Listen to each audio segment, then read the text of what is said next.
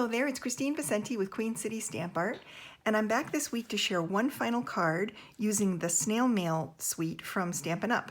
So one of the fun things that Stampin' Up does oftentimes with their collections is when they come out with dies, they'll create a paper where the dies will coordinate with one of the images on the paper. So if you don't like to color, you would be able to use the die to cut out this big snail on the designer series paper. There's also a die that cuts one of the smaller snails on a different sheet of paper. So you could cut out this little guy a number of times, there's quite a few of them on here, and make tons of cards without ever having to color. So it's kind of a cool feature of the Stampin' Up product line and some of the collections that they produce. So today we're going to be using one of the papers to die cut a snail, and I'm going to show you how to put together a really quick and easy card using this kind of process in your creating. So we're going to take this little mini die cutting machine, and I'm going to line up the snail with the die. So this is a little piece of paper I cut out, and I'm going to actually get take my die cutting plate here, and I'm going to line this up and then make the little sandwich and run this through my die cutting machine. This little tiny one is so fun and so easy to use. I love having it right here because it fits good on camera too. So we're going to die cut this little snail. He comes out perfectly. I love this. So there he is. And then we're going to make the card. So I'm starting with an 11 by 4 1/4 inch base card, and I scored it on the long side at 5 1/2 to get this nice top folding base card.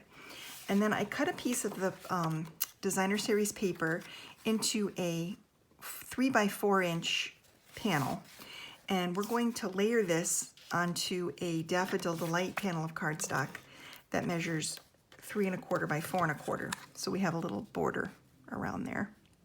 Oh, actually we're not. We're gonna take this first and we're gonna add this layer.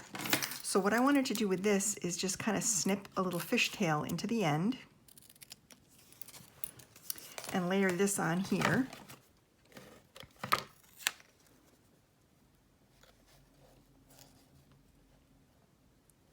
Just like that. Then we're going to take some of the twine. So I have a little bit left of the pink twine from the collection, and we're going to wrap this around and make a bow right here on the edge. What's nice is that little fishtail keeps the bow in place. It sort of collects it there so it doesn't slide.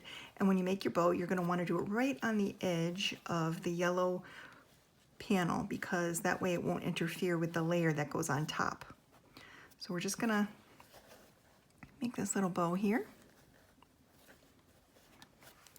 and then trim the ends like that. And then we're going to add some dimensional adhesive to the back of this piece.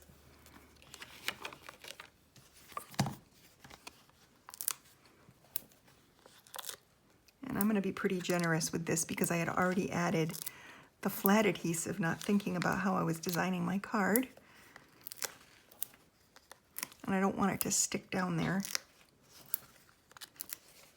The reason I'm adding the dimensional layer is I feel like the dimension really helps whenever you're layering over a twine or a ribbon.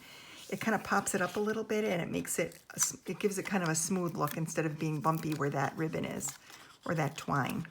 So that's just a little tip from my own crafting experience, but you can certainly make a flat layer too. This isn't too bulky. And then I'm just going to layer this on here like this. And that looks very nice. And then we can add this whole layer right onto the base card flat.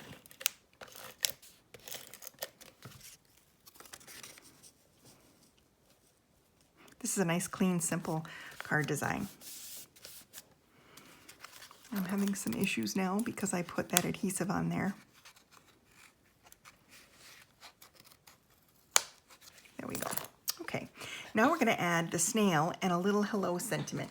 So I took the hello stamp image from the stamp set, and I'm going to ink this up in Memento black ink and stamp the hello.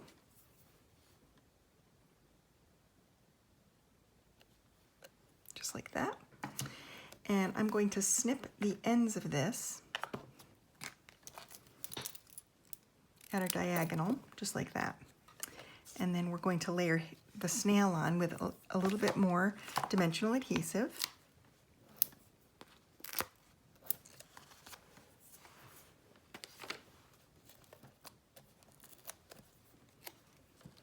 And I'm just going to layer him right there. And then this is going to go on with flat adhesive. I'm just going to tuck that in there. Just like that. And then the finishing touch, of course, will be one of these adorable little heart gems. Little heart embellishment. Just like that. And that's the finished card for today. So I wanted to also mention a fun little treat I'm providing. If you have enjoyed this series, so if you watched the video last week, I mentioned that I put a whole bunch of card ideas for this suite on Instagram. You can find my Instagram account at Queen City Stamp Art. Just follow that account if you like, and you'll see tons of card inspiration. But I put a whole bunch of snail cards on there that I had fun making this past weekend. And I wanted to offer a special treat. If you end up purchasing the Snail Mail collection from me, or even, well, you need the collection. So if you purchase the collection from me, it retails for right around $70, just a little bit less than $70 US dollars. If you make that purchase from me and I see it come through, I will automatically send you a free class for an 8x8 sampler. And I am going to post a picture of that, like kind of a sneak peek of the sampler on my blog. So go to queencitystampart.com, click on the blog tab, and you'll see a little sneak peek of that sampler. I'm also going to post it on Instagram. So if you're following me on Instagram, you'll see a sneak peek as well. So if you make, I wanted to offer a gift with purchase because I know a lot of people are excited about this, but I wanted you to have something a little bit extra if you ended up purchasing the collection from me. So thanks so much for having a look this week. I so appreciate it. I love your comments and your enthusiasm over this snail mail suite. It is so whimsical and fun, and I hope you enjoyed the card. So thanks a lot.